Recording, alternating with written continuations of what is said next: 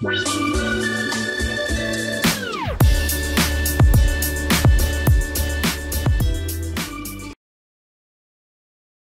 मेरे दोस्तों, मैं मित्तन गुप्ता आपका स्वागत करता हूं।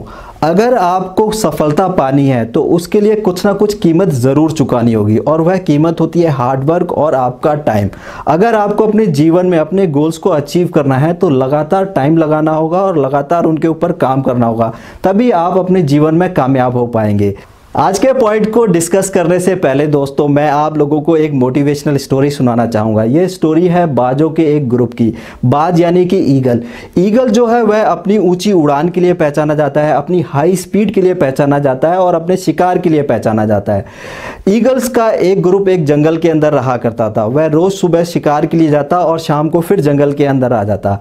एक सुबह जब वह शिकार के लिए गया तो वह एक ऐसी जगह पहुँचा जहाँ पर एक तालाब था और उसमें बहुत सारी मछलियाँ थीं, और तालाब गहरा भी नहीं था। मछलियां जो थी वह आराम से पकड़ी जा सकती थी और ईगल्स को उड़ने की भी कोई ज़रूरत नहीं थी। वहां पर ज़िंदगी जीने के लिए सारी चीज़ें थी। तो ईगल्स के ग्रुप ने डिसाइड किया कि अब वह यहीं रहेंगे, लेकिन उसमें से एक बुजुर्ग ईगल था। उसने कहा कि हमें वापस जंगल में चले जाना चाहिए।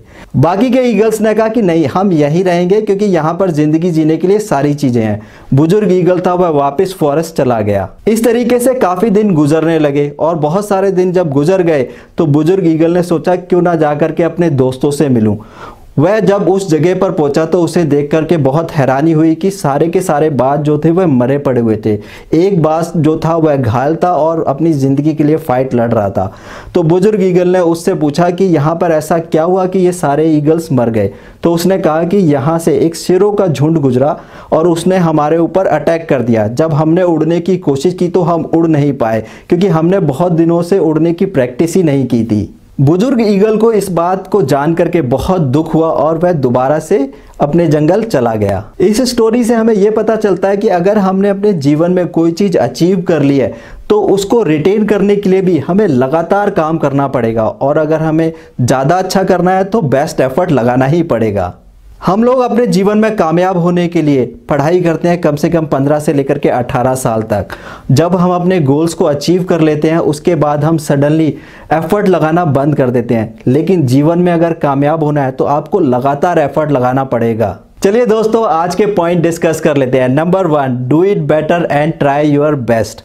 आप जो भी काम करते हैं उसको हमेशा बेटर करने की कोशिश करें और अपना बेस्ट एफर्ट लगाएं, क्योंकि एवरेज एफर्ट तो सभी लोग लगा रहे हैं, लेकिन अगर आपको अपने जीवन में कामयाब होना है तो बेस्ट एफर्ट लगाना ही पड़ेगा। Number 2, never ever stop training. आप जिस भी फील्ड के अंदर काम करते हैं उससे रिलेटेड ट्रेनिंग्स हमेशा करते रहिए, क्योंकि अगर आप उन ट्रेनिंग्स को नहीं करेंगे तो आपको पता नहीं चलेगा कि आपके एरिया के अंदर या आप जिस फील्ड में काम करते हैं क्या क्या नई नई चीज़ें डेवलप हो रही हैं। अगर आप कोई बिजनेस करते हैं तो उससे रिलेटेड भी ट्रेनिंग्स करते रहिए। Number 3, never stop observing more information. आप जिस भी फील्ड में काम करते हैं उससे रिलेटेड इन्फॉर्मेशन हमेशा गेन करते रहिए। Number 4, train your mind every day. Mind को हमेशा ट्रेन कीजिए। माइंड एक तरीके की मसल्स है, अगर आप इसको एक्टिव रखना है तो आपको इसे रोज़ ट्रेन करना पड़ेगा। जिस तरीके से कोई इंसान अपनी बॉडी बिल्डिंग करता है, अगर उसको अपनी बॉडी बिल्डिंग को मेंटेन करके रखना है तो उसे रोज़ जिम करना ही पड़ेगा। इसी तरीके से ब्रेन को भी अगर आपको मोर इफेक्टिव रखना है तो इसे रोज़ काम देना पड़ेगा, तभी यह मोर एक्टिव रहेगा। Number 5, learn from other mistake. हमेशा दूसरों की गलतियों से सीखने की कोशिश करो। ज़रूरी नहीं है कि आपको सीखने के लिए खुद गलती करनी पड़े और फिर सीखे। अगर आपको लगता है कि किसी ने ये मिस्टेक की और इससे वह फेल हो गया तो उन मिस्टेक्स को आप दोहराएं नहीं। तो कभी भी अपने आप को स्टॉप नहीं करना है लर्निंग के लिए या फिर इंफॉर्मेशन गेन करने के लिए। तो उम्मीद करता हूँ दोस्तों आपको इस वीडियो से कुछ ना कुछ गाइडेंस ज़रूर मिली होगी। तो इस वीडियो को लाइक करना और मेरे चैनल को सब्सक्राइब करना मत भूलिए। आप लोगों का दोस्त मित्तन गुप्ता।